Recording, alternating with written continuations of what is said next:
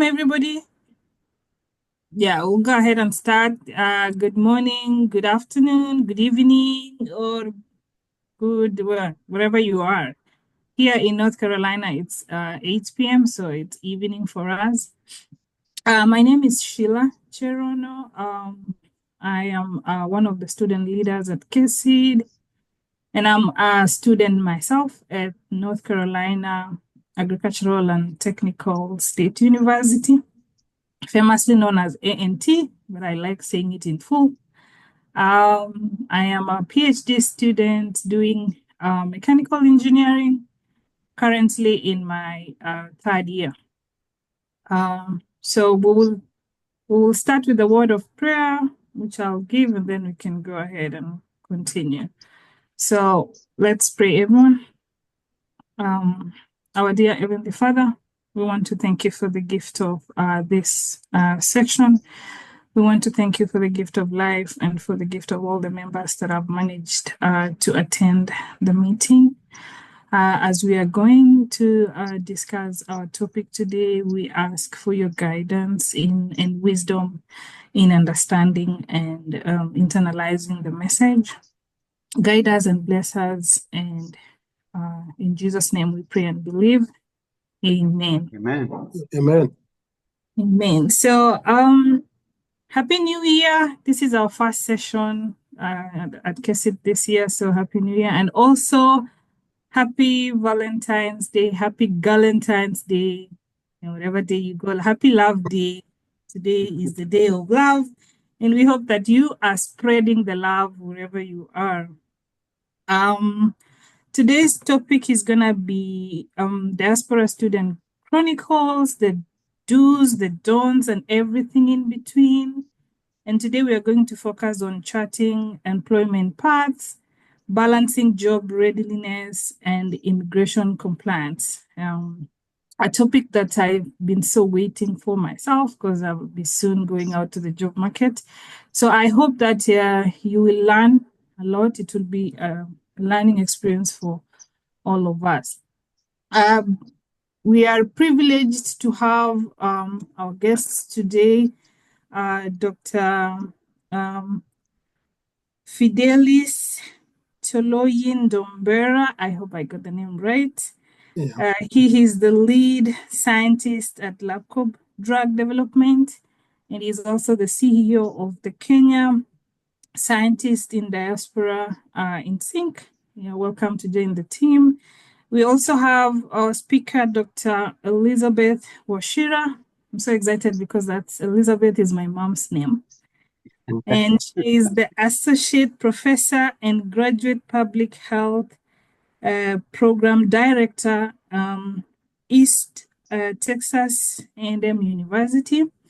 Unfortunately, we were not able to be joined by Dr. Caroline Kingori, Associate Dean and Professor of Community and Public Health from the College of Health Sciences, Ohio University. She's not feeling well. She's currently admitted in the hospital, and we wish her a quick recovery. We wish her well. She will not be able to join us. Before we start on our session, I would like to welcome the student leaders at KESID who are present today, starting with our able president, Jimmy Ochieng. After Jimmy introduces himself, we'll go ahead and let the rest introduce. Go ahead, Jimmy. Hello, everybody. My name is Jimmy Ochieng. I'm a graduate student here at the Media School in Indiana, Bloomington, mostly focusing on political communication, also getting the job market at the moment. Thank you. Okay. Any other student leader present? I think Teresa and Kimita. Okay. Teresa, let's go ahead.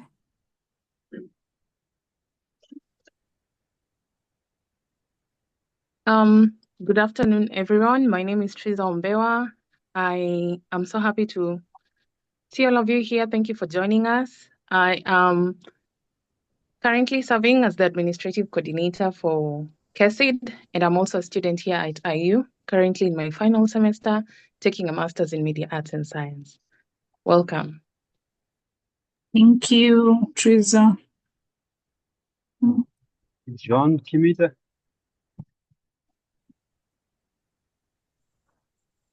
Good evening. My name is J.K. Njenga, doctoral student at Ball State University in Muncie, Indiana. Thank you very much for joining us. It's a pleasure to see every one of you. Thank you.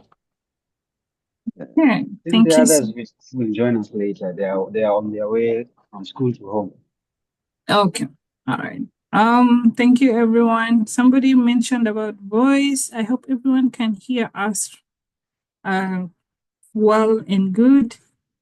I don't know, Churchill, try adjusting your volume or check the level. Okay, so we have other student leaders that they haven't managed to join, or they're still joining because some are still from class. It's a team made of very able leaders. I would also like to welcome our CEO before we get to our speaker. Our speakers are CEO, Professor Jerono. Please welcome. Hello, everyone. Good evening. And we call it Happy Valentine's Day, and Happy Valentine's Day tomorrow. It's great to see all of you. And tonight, again, I'm so proud of the students. They run their show, they run their thing. So we're very proud of you. And I'm here and I see Dr. Ochieng. Please say hi, Dr. Ochieng, wherever you are. Dr. Ochieng, if you can unmute or be able to speak. Hello, good evening, good morning, good afternoon. Thank you. I appreciate you all. Thank you so much for the invite. Thank you. Thank you, Dr. You're always a faithful mentor and advisor. I also see Dr. Muchai. If you're able to speak. Hello, everyone.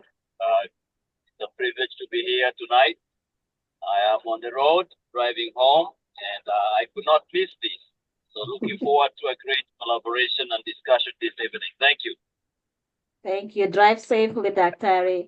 I also see Dr. Wanyama. Good evening, everyone.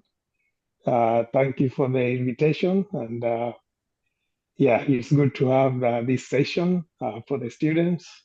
So hopefully it will turn out well. All the best for everyone. Thank you, Dr. Wanyama. Apologies from Dr. Janet Mbaha. She's out of the country. I also see some of our mentors. I see James Omweri. James Omweri, you want to say hi? If you're able to speak. Dr. Okay. Looks like he's not. So with that said, again, thank you. Oh, I yes, am okay. with you. I'm with you. Yes. Okay. Good. It's one of our great mentors. Yes. Good evening, everybody, wherever you are. I'm very happy to be in this call. I'm an immediate member because I just graduated, and this is a very good group. We all the way from COVID. You know what you did for us, the CEO and the team. We appreciate it, and I'm very proud to be associated with the team. I'm currently in Indianapolis. I know Fidelis will introduce me to you very soon. Oh my goodness. Yes. You're here, you're in Indianapolis, Dr. Jerono. We need to meet. Indianapolis is becoming a popular place. You need to come to Indiana if you're not thinking about it. Okay, good. All right, I'm going to hand it back to Sharon. Take over. Okay, all right. Thank you so much, Professor. Just a few comments before we start with our speakers. Please, if you have any questions, please post it in the chats and we'll be able to get to them. And then we'll have a question and answer session at the end. And then also we will have a survey sent out to you guys so that you can be able to give us comments on how the meetings are and how we can improve in future and what topics we can do in future. So please note those two things. So I'll go right ahead and get into the real juice of the meeting, which is the discussion. And I think I'll go ahead and start with Dr. Fidelis. Please welcome to the session. Thank you so much. So what approach do you take? Do you normally ask questions and then we answer them, or are you expecting a presentation? Well, however you want to handle it. Okay, so I'll go ahead and have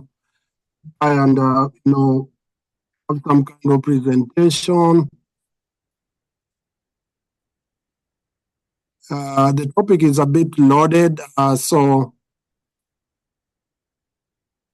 let me find. So the topic is about the do's, the don'ts, and everything in between, charting employment paths, balancing job readiness, and immigration compliance. So it's a bit heavy loaded, but I'm going to try and break it down. I'm just going to speak some of the things that I have in my mind,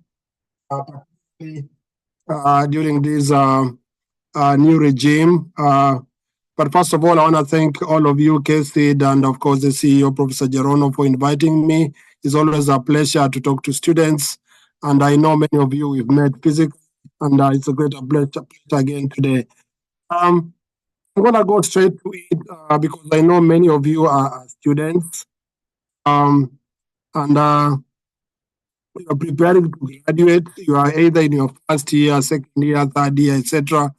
But let me say this. I think in this new environment, maybe it's more appropriate to speak towards how do you prepare or how do you navigate such an environment. I think one thing that I can tell or advise anybody is that just like the way we say you need three people in your life, sometimes three professionals, you need a doctor, you need a pastor, and nowadays you need a lawyer as well. So definitely, if you don't have a lawyer whom you can call, it's high time I can advise you to have a lawyer, close to you. If you're in school or working for a company, sometimes we have some legal departments that are very helpful to students and to the employees. So that's one thing I can advise, that you need a lawyer to be close, or somebody you can call anytime, regardless of your immigration status. Number two, obviously all your legal documents, your passport, your visa, your I-20s, I think you should be having digital copies of all those documents with you at every single time, at least in your phone, because they can really help you be able to navigate certain situations. I also need to add that in a new regime like this, you also always have to save money. You need to also have, some money at least, that can be able to take you home. And it's always good to be frugal in your approach to issues to do with money. I always say that if you know that you are not very sure about how long you're gonna stay, I always say pay your bills the last day they are due. So it's an advice that is even common among companies in a way to hold money with themselves as long as possible. So let's say you have an electricity bill that is always due the 20th of the month. You don't need to pay it on the 1st of the month. You can as well hold on to the money until the 19th. It always helps you to have some money with you for other emergencies that could be of importance. Number three, depending on your legal status, always prepare at all times for cases of family separation. If you have a child who's American, you need to prepare that suppose you have to go home, what happens? You need to be able to know what you'll do. You also need to prepare for property sale and management. If you own a house, if you own a car.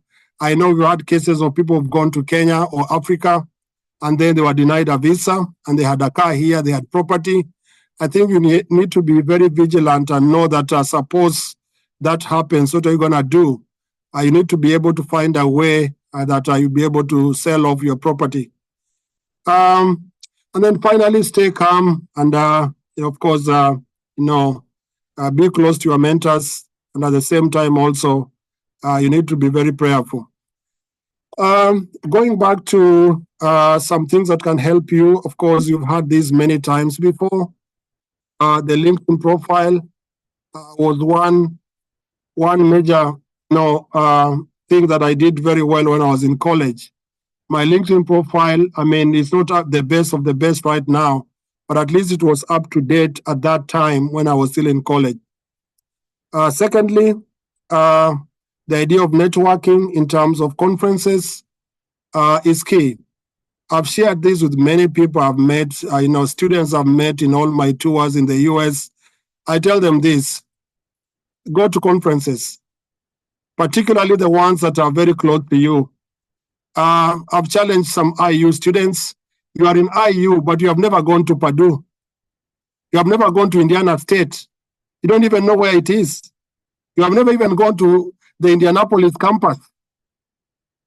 So I challenge all of you, when I was in college, I went to 19 conferences, and it's only 9 of them that were paid for. The rest, 10 of them I paid for myself, either by driving to the conference or simply by, hiking a ride on somebody and be able to go to the conference. And I had business cards. That's number 3. You need a business card that is saying when you're graduating. And at the back of the card, it simply says a little bit more about yourself. It's so cheap to make business cards. 500 business cards can go for about $15. Any grad student can afford that. So you need business cards. It's an old way of doing it, but it's still very valid. I don't want to keep going. I believe the best way to do this for me will be through questions, but I think those 3 points for me at this point are appropriate. LinkedIn profile, moving around through conferences, and also business cards. For me, that is one thing that I can advise all of you to do straight away. And particularly, I'm very passionate on this idea of please do go visit a college nearby. If you are in, for example, geography department, do you know any other professor in geography department of a nearby school? It's unbelievable that students do not just do that. They look for opportunities far away, and we have opportunities very close to them.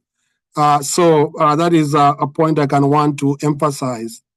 So I'll stop there for the moment. I know the gist of the matter comes through questions, and I'll let Dr. Elizabeth maybe chip in. Yeah, thank you, Dr. Fidelis. Dr. Elizabeth, please go ahead. And if you have any questions, please ask them. Hello, everybody, and thank you. As mentioned, my name is Elizabeth, and I'm in Dallas at East Texas A&M University, oversee the Master's in Public Health program. And I'm glad that I went second because I can be a very good piggyback and said everything that my colleagues said, do it and do it well. But for the sake of still also adding value, I will piggyback on that and say, I definitely agree with everything that Fidelis has shared. And these are tried and practical things that seem so simple, but they actually make the biggest impact and the difference. And to add to that, I'll just say 4 things. The first thing is you are a student, be a good student, right? Not just a student in your class, but the same way you are seeking information and opportunities within that class, do that as Dr. Fidelis said, go to another department, collaborate and reach out to other people. Don't be so siloed that you don't know anybody else, because the person across the street from you may actually be the connection you need. There is a idea that says you are always 3 connections away from what you need. I may be your immediate one. I may know somebody, and that somebody knows somebody else. So if you're only sticking with your crew, you are never going to make those connections or be those connections. But going back to being a student, take opportunities. When I was a master's and doctoral student, I was always looking for opportunities to meet with people, to take what I did in class and showcase it. And I don't know where I got this idea, but I'll just say the Holy Spirit just gave me this idea because nobody told it to me. But I would write a paper in class and I would find a conference to present that paper. If it's good enough to make an A, it's good enough to get published. If it's good enough to make an A in the class, and that's peer-reviewed feedback you're getting from your instructor. It's an expert. You're writing a paper on this. They are experts. They are giving you useful information. Take that. At the end of the semester, ask them, tell them you would love to publish this, and can they suggest journals or places, and would they want to be a second author? No professor, tenured or non-tenured, is going to say, I don't have time to be a second author. They will say, absolutely. And they have really authored that paper. They've given you feedback.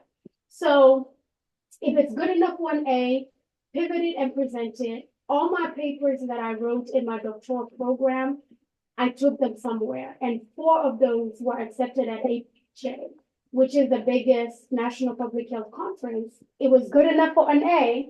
It was good enough to get me a poster presentation and an actual presentation as well. And I didn't have to do anything different. And those are the things that when I was interviewing for the position I'm in, the tenure track position, they asked me about publications. I didn't have any, but I had all these conferences. And I was able to say I was able to go above and beyond. These were papers I did by myself, no incentive to do them because I already had the grade. So I was able to show that I will have a good scholarly publication list because I'm a go-getter. If I was a go-getter as a student, that will only continue with the resources they give me. And I would say those peer discussion boards that you have to do by 11:59 on Sunday, responding to people awkwardly. Thank you, Sheilah. I loved what you said about this. And then you have to add to the conversation. That's exactly what you need to do on LinkedIn. When we post about a paper I just wrote or an abstract, go on LinkedIn and say, Dr. Wachira, that was a great topic, and I found this to be very meaningful because of XYZ. 150 word response, done. You've been doing it for 3 years, just transition to LinkedIn. And the people you are responding to will eventually become your colleagues, your future bosses.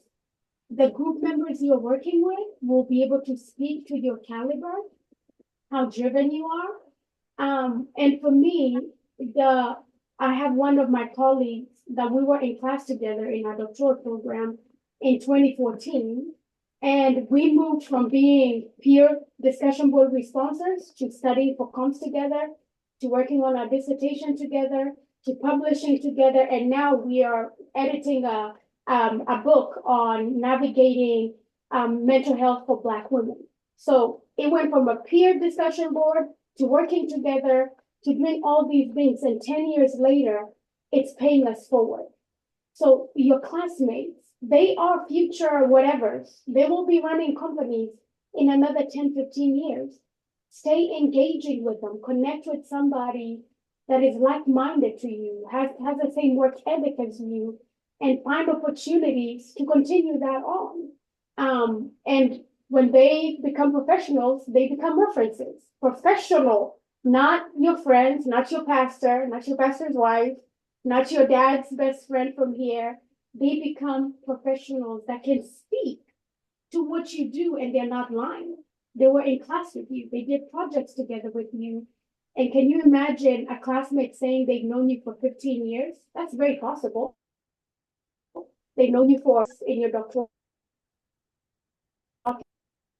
You've known that person for 5, 10 years.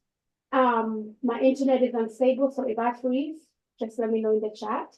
And right now, as students, you will be reaching out to people when you network. I always say, do so respectfully and intentionally. Sometimes we get so quick to ask, help me, I need. But the way to check this is I always tell my students, for every one ask, give me 2 things. If you cannot, take time to think about two things. How can you help me? Now, you can't help me any way, but you can always say, I know you mentioned you have a nonprofit. If you ever need somebody to speak, if you ever need somebody, please keep me in mind. I'll be available. And I was also reaching out to see if you can give me an internship. So that lets you pause and have etiquette, right? To where you're not always asking. You're also giving and paying it forward and being a value add. And when you do that, it forces you to take a step back and say, what's my protocol here? And I know we don't talk about this a lot, but I think this is very important. We can't always expect to connect with people for what they can give us. If that's how you're connecting with people, people will know it. And eventually it's going to hurt you somewhere in the long run. So for every ask, what is something you can give? It could be attending a talk that they do, reposting their stuff. Just something. What can you do even as you are asking? And Fidelis mentioned about LinkedIn. I agree with that. Have a vision board. Where do you want to be 10 years from now? Don't let life live you. Live life. Don't let life live you. You're just being tossed away this way. Be actually intentional about living life. And how you do that is, if you're in a master's program, I'm looking at this PhD program. You're preparing for that. You're getting ready to get a job. Just because you're not graduating for another 3 years does not mean you don't start working on that. Start networking. Start building your resume. Start building your brand on LinkedIn. Let people be able to echo what you write on your resume.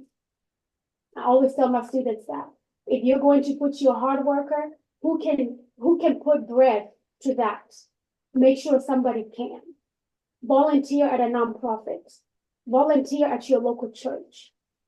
If you don't have time, teach a Bible study if that's what you just do, something that somebody else can vouch for you and what you do. So keep that in mind. If you're not on LinkedIn, you need to make LinkedIn your TikTok. Not Instagram. Until you have a job that is secure, LinkedIn is your TikTok. And you're only on TikTok because you are giving proof of what your resume says about you. If you're passionate about breast cancer, if you're passionate about men, if you're passionate about this, let your TikTok speak to that if you're going to be on TikTok. But not just for the useless drama and reading about the lady in Pakistan telling people she needs $5,000 to do. No. What are you doing on TikTok? Make it very intentional. And do employers Google you? Yes, we Google you. What is your public image? You may have a private Facebook, but if something comes up and it goes against the culture of this organization you're trying to represent, it's gonna ding, unfortunately. So right now, while you are still you're still at the mercy of other people, just have a clean slate, right?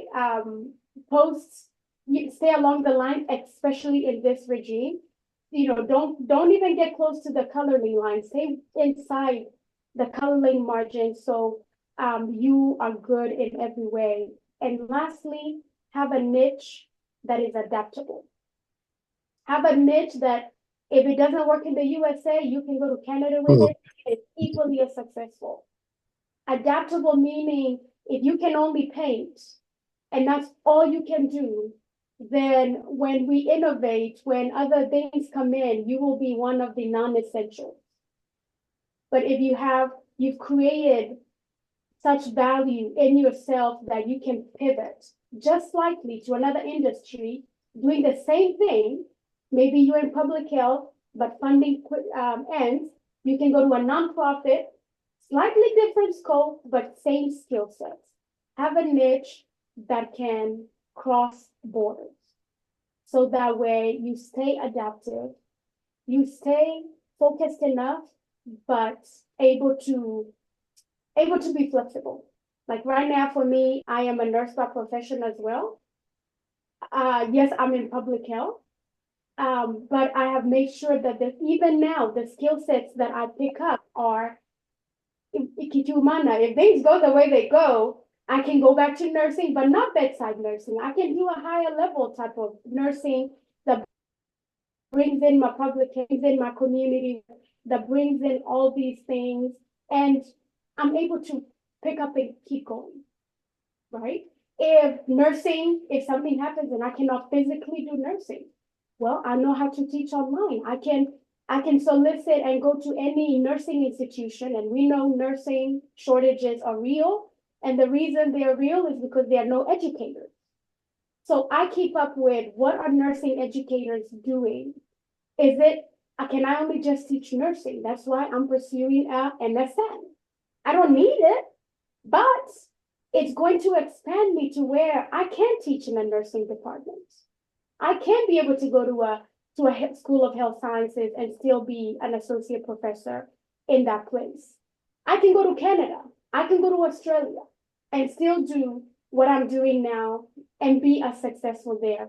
I may have to adapt to the culture, but my skill sets, my intellect, it does not need to speak Euros. I'll get the Euros without speaking the language. So that is what I would say. And lastly, pay it forward. We are here because Dr. Rotich is paying it forward. She's not being paid. She's not getting anything out of this. Once you get to where you're going, remember you are once a student, support students, pay it forward, find an organization that you can bring value to. Mentoring one student a year, if that's all you have capacity to, do it. If it at your local community, you are able to tackle food insecurity, do that at your local community. They're not paying you, but it is paying it forward. And that's all I'll say. Wow. Thank you so much, Elizabeth, for the great wise words, especially the part of having a niche that can cross borders. That is really, really a new point to me, and it's really touching home that we should get something that can be able to cross borders. We do have a question on the chat from Julius Keme. He would like to ask Fidelis to talk more about how to use LinkedIn in building networks, especially when your cycle is small. What to write as a profile builder? Can paying for premium subscription help? Dr. Fidelis, this guy. Yeah, that's a very good question for sure. Yeah, there are definitely several strategies you can use to do that. And I can tell you, we even have YouTube videos available on how to use LinkedIn. But one advice I can give you that I give many students that I talk to is that when you are searching for a job, I always prefer to search for recruiters and not necessarily the job itself. I work for a company. I've worked at a high school. I've worked at a university. So I do understand that in the current times, recruiters are out there, and most of the times, they are paid to get you a job, right? So if you go to company A, you can go searching for recruiters in nursing. They'll pop up, and then you directly go for those recruiters. I'm telling you, they'll be very happy that you've reached out to them, and they'll try to start finding you a job because they are paid when you get a job.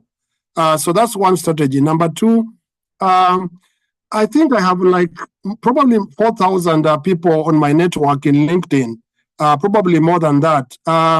And many of them, actually, I do know them, at least from a personal level, in terms of maybe we have chatted on video or something like that. So make it an endeavor every single day to try and find a new network, a new member of your network every single day. Keep doing that. Make it a habit. Dr. Elizabeth told you these things come, from, creating a habit, persistence, consistency, and seeing where you are going. So keep doing that. Number three, offer yourself to be somebody's network. You can only go to somebody and say, hey, I want to be part of your network. I can actually be able to, write a recommendation letter for you. Do also have templates of these recommendation letters on your phone. or your laptop. Who said you cannot recommend somebody? Many of you have a first degree already. Many of you have done previous jobs before. So you can actually also recommend other people. So one way, and Elizabeth was very clear, one way to be able to get something is to offer something. Offer professional things that are, are out there. Even offer to look at somebody's CV. You say, hey, I know you're in the job market like me. Can I take a look at your CV? Maybe I can be able to provide some insights. So that's one thing you can do. And yes, premium membership can help a lot because you are able to, have access to people who are viewing your profile. Sometimes there are people who view your profile and they show you a summary of some of those people, but they don't tell you who exactly viewed it. They can say, for example, a professor at IU viewed you, but you don't know who the professor was. But if you have premium membership, you can actually be able to know who viewed your profile, and then you can directly reach out to them. So it's very strategic, in fact, every single day as well, to go replying and messaging people who have viewed your profile, because they must have been looking for something in your profile. Then I also had wanted to add that we are in a modern era of the AI. I can tell you, if you are a student, by now you should actually be enrolling in some AI class of some kind, either online. There are free resources. Even MIT and Harvard offers free resources on how to learn, use AI tools. You are the one looking for a job. The current skill set are available, more in the AI field. And so you need to be able to acquire those skills. Secondly, about AI, we are now using AI tools to search for people's profiles and backgrounds and things of the sort. And so you need to be able to realize that all your social media pages must tally. You shouldn't be, a cuckoo danger on Facebook, and then on LinkedIn you are Dr. So and so, and on Twitter you are, you are somebody else. So for heaven's sake, try to be able to be the same person all over. I have endeavored to be Fidelis, Toloyi, Ndombera. Everywhere you go, you'll find me with the same names. You'll not find me with any other name. And that's why you end up getting as many offers as you can, because they know for sure you're the same person. Then let me also speak something, that I've been doing recently about creating what I call the 3-dimensional resumes. So 3-dimensional resumes is creating a video about yourself.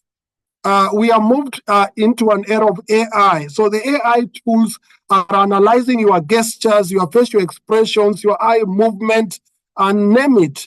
And the traditional CVs are 2-dimensional. They are black and white, and they all pass and score the same when you enter them into a software matrix analysis of a candidate. Everybody says he's a team builder, he's a time manager, works well with people. Everybody says that. So everybody scores exactly the same. To distinguish yourself from the rest, create yourself a video about yourself. And that's why we have a project at the Kenya Science in Diaspora of creating these videos. They are not YouTube channel videos, for heaven's sake. These are 3-dimensional resumes that have a purpose. And there are people who have benefited from such. Dr. James Omweri is here, who already has a contract to do some work in Kenya, courtesy of somebody who watched his video. So go that way. I'm encouraging you. And if you want, you can create a 15-minute video, send it to me. We can package it onto the same website or the same channel so that we can be able to sell ourselves as DEI, even if the current regime is not subscribing to that. Companies are private and they are still subscribing to the same thing. And then finally, before I go on this, is that Dr. Elizabeth talked about writing. I wrote a storybook when I was in college, in grad school. It's called A Love Letter to Titi. It sells online, and I'm a scientist. I wrote a storybook and started selling it when I was in grad school. What are you doing? Do it. You can read and write. That's what you have been doing all throughout your life. Number 2, I wrote a review paper that had only my name on it when I was a grad student, and it got published by the International Union of Pure and Applied Chemistry. A major international chemistry body published my review paper with my name alone as a student. I stopped there. Oh, wow. Fantastic. I didn't even know that you can just publish with your name alone. That's why you hold it. That's why the Professor Jerono holds these meetings. That's why we have this meeting, so that we get the knowledge. Thank you so much. We have another question. Oh, before we get to the question, I wanted to iterate the importance of networking and attending conferences. Through my example, my first KESA meeting, I paid for myself and attended. And it didn't stop there. I went there and offered to sit at the registration desk. Why did I do that? I was being strategic because I know registration desk, I'll meet everybody who is coming to the conference. That way you get to network. So I get to greet you, smile at you, and know your name. So that's another one way of networking, attend conferences, and offer to do something at the conferences. And that's that volunteering activity led me to where I am right now in KESID, which I'm very grateful for it. Okay, the next question is, what are the most common concerns that U.S. employers have about hiring international students, and how can students address them? And any of you can go, either Elizabeth or Dr. Fidelis or anyone who can chip in. So, yes. I think on that one, what I would say is, I think the common concerns has to do with the timeline and the cost, which has always been. And right now, something that, if I don't know if Dr. Rotich has mentioned about the EB2 visa, right? Right now, I don't think, that is still there. So the EB2 visa gives you the option to actually file for you. So there are two types. There's a sponsored green, this is the EB2 green card. There's a sponsored one, single, it's a perm one, where an employer, yes, initiates that on that side, but you can also do this yourself. And I have had colleagues that have not gone through a lawyer. It is tedious and a process, but they have not used a lawyer because they could not afford, and they have been able to get this. I have written them the support letters, right, for a stranger, a lady that student, Kenyan international student. I don't know them, but they knew me. They found me on LinkedIn. They sent a connect email. And one thing I appreciated is that they told me they didn't beat around the bush. How are you? What do you know? They said, hey, Dr. Elizabeth, sure, I'm a new student to the United States. I do not know anybody, but you look like somebody that could connect with me. Can I please schedule a Zoom to connect with you for 15 minutes to let you know about myself and to ask about this visa I'm applying for? I said, okay, 15 minutes, pay it forward. We did. Connected. She told me what she was doing. I said, yeah, send me your resume. We're not mean people. We know where, my parents were international students in this country, so I know the plight of international students. So I got her resume, fact-checked it, wrote a letter, and she got the EB2 visa within 2 months, right? It was very quick, and she's still a PhD student because she is qualified. Her master's is from Kenya. It's not even from here, but she's qualified. I've had others that were at A&M College Station also file for themselves, and by the time they're graduating, they get that, and that evens the scoring fields automatically, right? Because, so look for those options as well, in addition to the other ones. It is tedious, it does take time, yes, but you're capable. If you've done an annotated bibliography or written a final project, you can go through this, this process, do your due diligence. And that's what I would say. And I would like to add on the LinkedIn, even without a premium subscription, it's what you put into. If you put in the time, if you put in the effort, if you're connecting, like for example, I'm connected to Dr. Rotich. When she comments on somebody, I see it and I'm not their friend, but I'm like, oh, public health, nutrition, I don't understand the other thing. You know what? Let me connect to them. And maybe they have responded on a paper that that person write. Well, I'm competent enough to read the paper and be able to engage. So comments. Let people say, man, Elizabeth's always commenting, supporting, engaging. So do that. And lastly, this is how I got my job. When the day of my defense, there's a colleague, a graduate assistant. He had just defended as well. We're talking, I'm printing my stuff to go to my dissertation defense, okay? And he asks me, oh, what's the plan afterwards? I had been doing my homework. I knew what I wanted to do.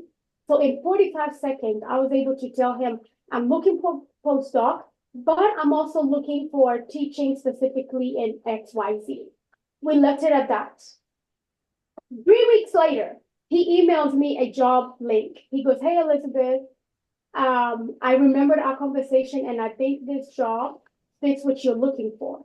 Now, 2 things. He could apply to it because he also did the same PhD I did, but it was not in his interest. I had never heard of that school. I had been applying to schools all across the Metroplex in Texas, and I had never heard of Texas A&M Commerce. It was not coming up in my search. It was only 55 miles from me. But because I had an elevator pitch of what I wanted to do, this person had seen me interacting with people, had seen me as a GA, had heard good things about me when I was presenting all these things. I was able to go to him and ask him to be one of my professional references. My research chair as my other professional reference, and then the department head as my third professional reference. I have my job today because of Dr. Luis Espinoza. Nothing else. God ordained it all that way, but I had to be in the right place at the right time with the right information. What am I saying? If I come to you and I say, hey, tell me about yourself, that's not the time to be blabbering. That's the time to say, my name is Sheilah. I'm a PhD student. This is what I'm doing. When you go to conferences, when you go to meetings, be present. Don't be on your phone, even if it's not your meeting. Say, my name is Jimmy. I am a third-year student. My area of research is nutrition, and something I'm excited to be here and look forward to connecting because I am in search for internships and potential jobs. You don't know who heard that. And then you're present and connecting with those people in that room. You connect with them on LinkedIn, you connect with them in person. I tell you what, at the right time, at the opportune time, an opportunity is going to come knocking because you were present, you were ready, and you were aggressive. That's all I'll say. Yeah, I can add a little bit. You asked the question about, what do they really look for international students? So obviously, companies and schools, there's always the question of, do you need sponsorship? That's a common question. I'll tell you how I answered. And you can decide whether you want to do that the same or not. I said no, because that is true. You can actually sponsor yourself the way Dr. Elizabeth just said. So you want to be able to pass the first hurdle and, go beyond the phone interview. Simply say, no, you don't need sponsorship because you have OPT at that point. You actually do not need sponsorship. The problem we have is that, we are a bit greedy. You want, your immigration status, you want a job, you want a house, you want everything right now. Just be procedural, right? You don't need any sponsorship so that you can go through the first hurdle. When you have gone through the second interview and maybe even the third, when it's now a one-on-one between you and your, supervisor or your boss, is when now you tell them like, hey, look, I'm having OPT, blah, blah, blah, blah. This is my situation. If they already like you, they already want you, they will hire you because all these companies have opportunity and ability to be able to ensure that, you transition to the next level depending on how you really work at that place. So for me, that's the question that many companies worry about international students, the cost of being able to sponsor them over these immigration issues. And particularly now in the current regime is going to be a little bit more difficult.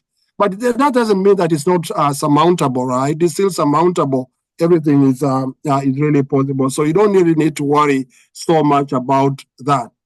Then secondly, companies want to be able to see beyond your research. You're obviously very passionate about, your electrons or your political theories or your whatever.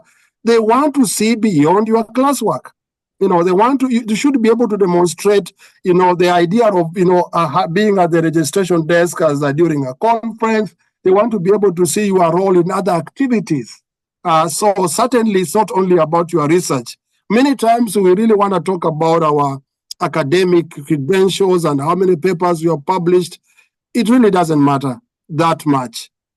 Everybody has gotten a master's, a PhD, etc. So get to know that. And I'm talking particularly about industry, right? So you gotta be able to balance that and know that it's not all about your papers. So demonstrate that as well.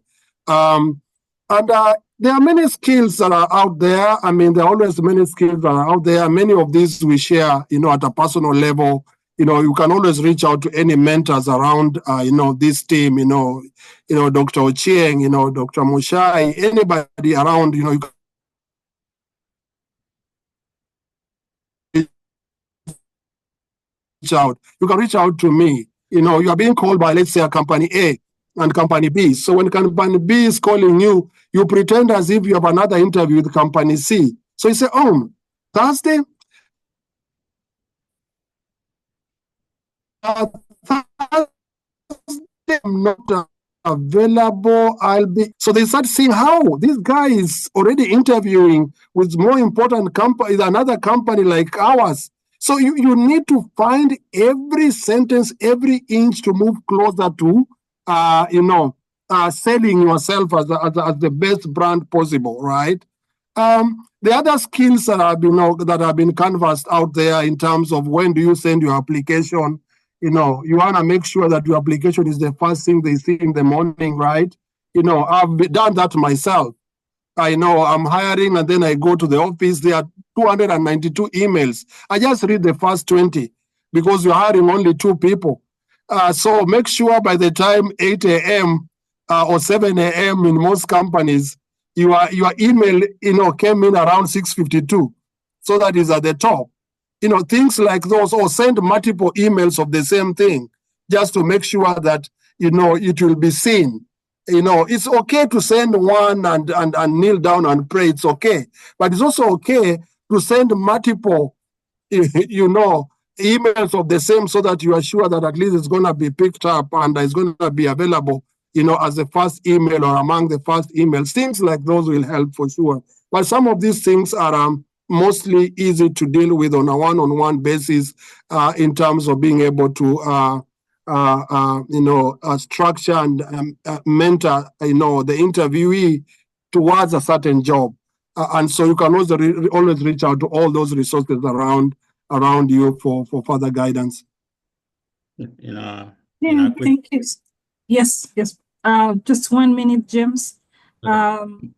Before you go, Dr. Elizabeth will be leaving soon for another meeting at 8:15. I will let her say her last remarks, and then we can have James Omwiri coming. The most important one is to say thank you. Thank you, Dr. Rotich, for this space, and to all the leaders and the facilitators of everything that you are doing, and to all students. We were once there, so please see us as proof that you can. See us as proof that you can. And if one of the things that I notice my students struggle with, especially my international students, is imposter syndrome and fear of speaking out because they have an accent. All an accent tells of where you come from, what land you drank water from. It does not measure your intellect or anything like that. So, and one way to really overcome that is, if that is really a fear for you, join Toastmasters. I'm sure at your university there is a Toastmasters association where you can listen to other people give speeches, but you can also practice giving speeches and people objectively give you feedback. And that is one of the best things that you can do, is to practice your public speaking. Practice enunciating and really getting a message across. It has nothing to do with how well your English sounds, can you get the message across? And practicing public speaking is one of the best things that you can do to also grow that confidence. And I listened to a TED Talk that said that within, I want to say 30 seconds, a brain, if allowed to, can adapt to any accent. So the first 30 seconds you speak, go slow, introduce yourself. And by the time you introduce yourself, every brain that is in that room has adapted to how you say your R's, your A's, your I's, but you have to speak slow enough at the very beginning to give their brain time to acclimate to your accent and how you roll things. And once you practice that, after that, go for it. So I would say if you're struggling with feeling inadequate or feeling like, oh, minor then, you're not. Put yourself in circles where you will get affirmed and practice. Practice whatever weakness you feel you have. Don't let it be a weakness in public. Tackle it now. Sing in the shower if you have to.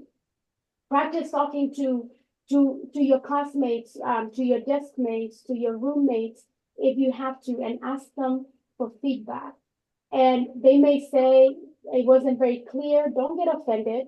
Take it objectively and go fix it. Take it objectively and go fix it. So that is what I would say is don't struggle and not speak because you feel you cannot in class or you cannot raise your hand and say this. Tackle it, deal with it, own up to what you can, and the rest, it's okay. They'll figure it out. Give them those 30 seconds, those first 30 seconds.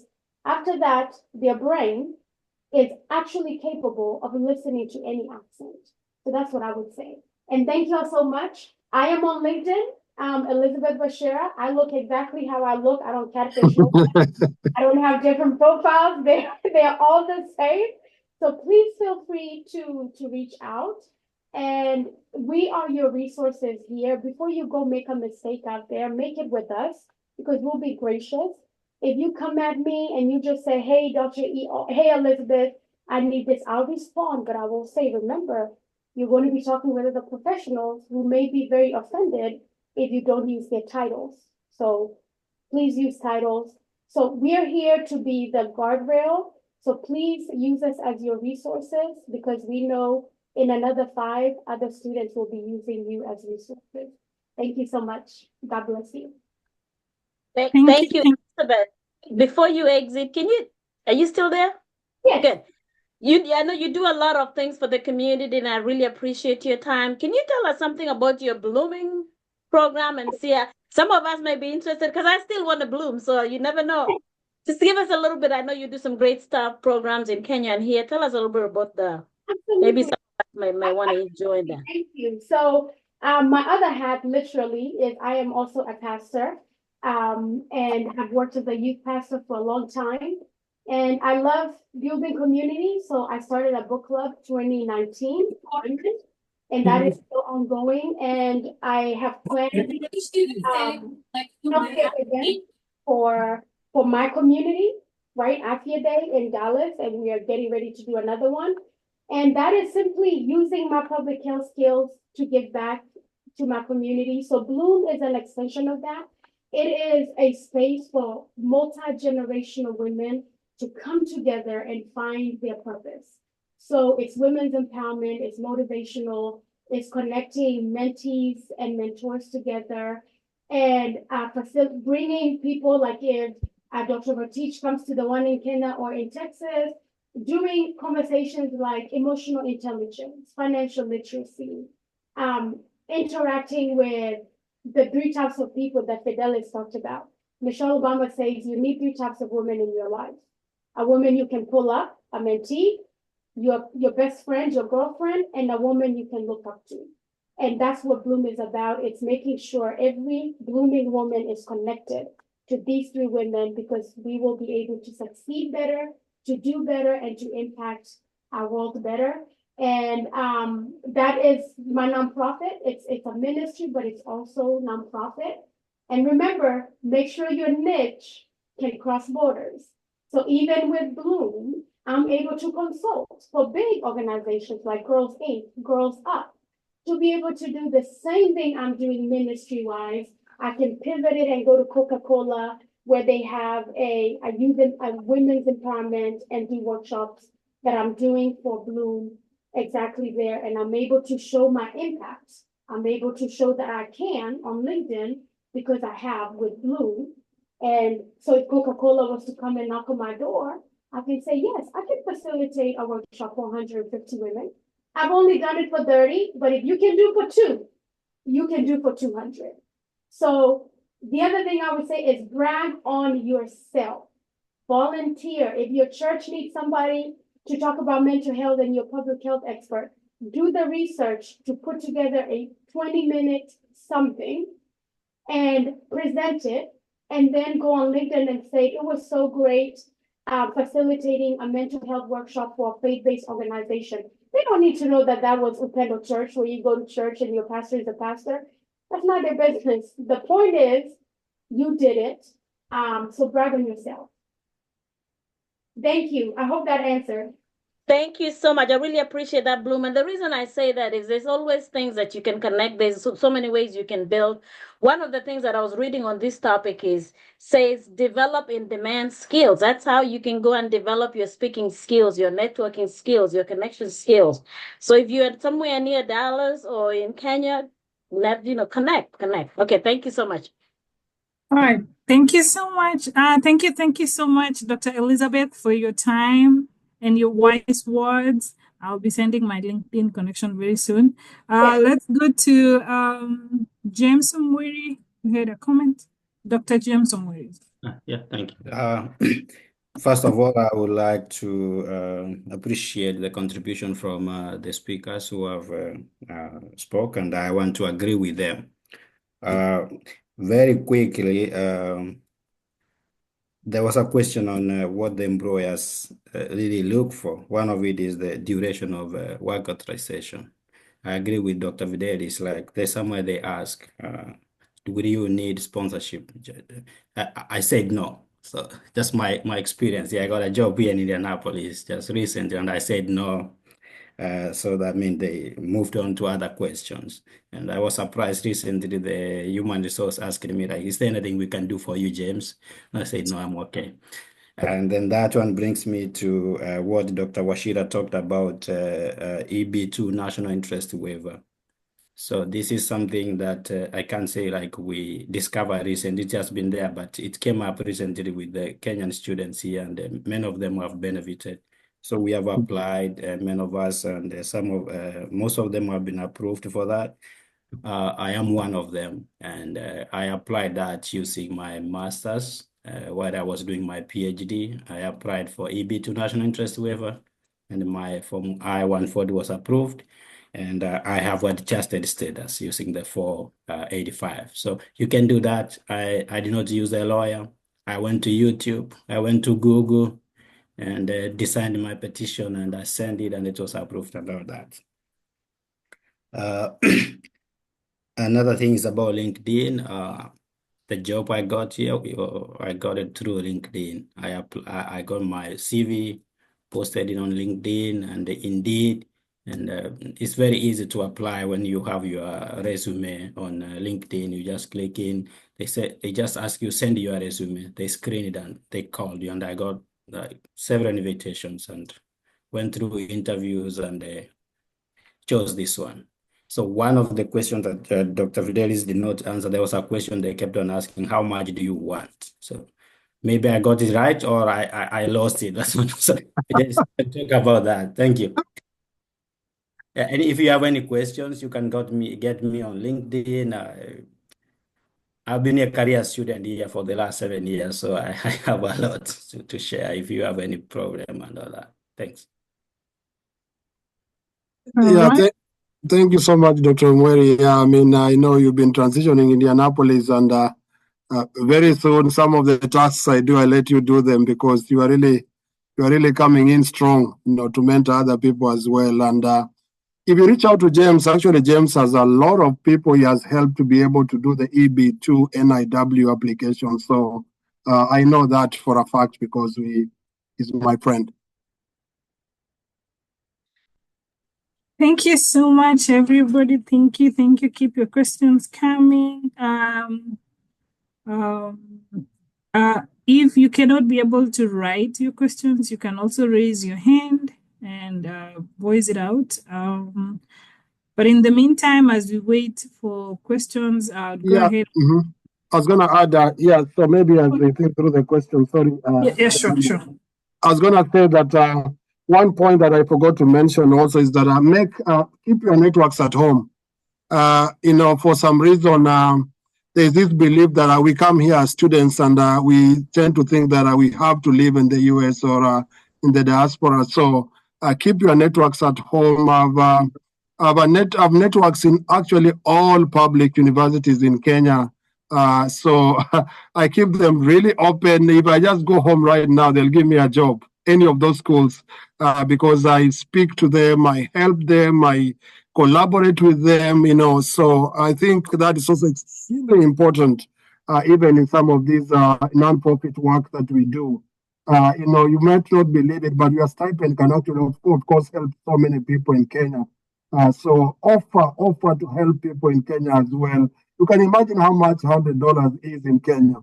I mean, that's a lot of money. So be open-minded and, keep your networks in Kenya open because east or west, north or south, home is best. So that way also, you don't feel cheated if you have to go back home. And indeed, it can happen. You can be denied a visa. Even the green cards are revoked. So what do you do then? So you even get married to an American and you divorce, even before the papers come. So these things happen. So keep your networks open as well. Fantastic. Thank you so much for those voice